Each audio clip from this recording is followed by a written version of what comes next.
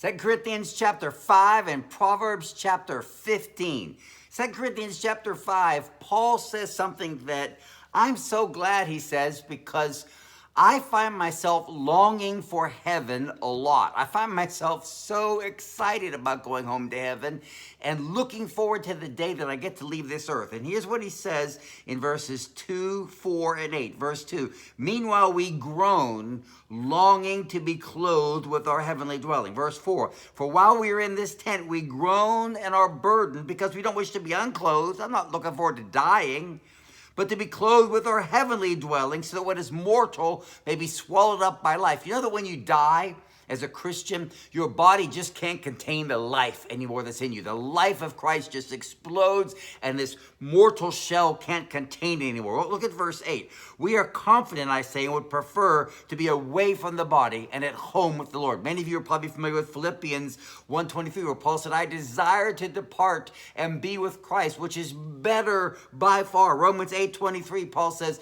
not only so, but we ourselves who have the first fruits of the Spirit groaned inwardly as we wait eagerly for our adoption as sons, the redemption of our bodies. Paul said over and over and over again, I'm so out of here. The day I go home, listen, I am a soldier at war in a foreign country.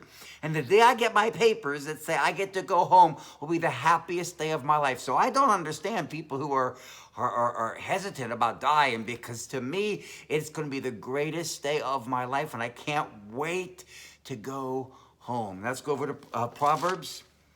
In Proverbs chapter 15, verse 22 is a business practical verse. Now, we've heard it many times before. I just want to expand on it. If I might, Proverbs 15:22, plans fail for lack of counsel, but with many advisors they succeed. Now, you may understand this verse. It took me a long time to understand. I wrote Build the Right Teams. That what you do is, if you build around you really smart people, and you recognize that really smart people, even in of themselves, always going to have certain specific perspectives. But if you have great teams, I just have incredible teams of my admin team, my executive team, my co-pastor team, all our, the worship team, youth team, the different teams that we have on staff. And what I've learned, our welcome team, that when I seek the counsel of these teams, that the advantage of teams is no one person is going to give the single piece of advice. It usually is a quarter of a point there, and an eighth of a point there, and a half a point there, and a fourth of a point there, and a sixth of a point there.